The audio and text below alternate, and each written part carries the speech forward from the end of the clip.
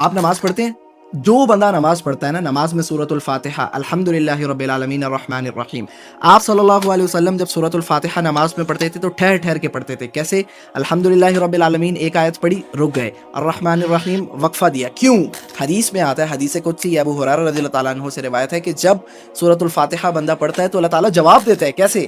آپ پڑھتے ہیں الحمدللہ رب العالمین، اللہ تعالیٰ فرماتے ہیں میرے بندے نے میری حمد بیان کی. الرحمن الرحیم، میرے بندے نے میری تعریف کی. جب آپ پڑھتے ہیں مالک یوم الدین، اللہ تعالیٰ فرماتا ہے میرے بندے نے میری بزرگی بیان کی. جب آپ پڑھتے ہیں ایاک نعبد و ایاک نستعین، تو اللہ تعالیٰ فرماتا ہے یہ میرے اور میرے بندے کے درمیان کا معاملہ ہے.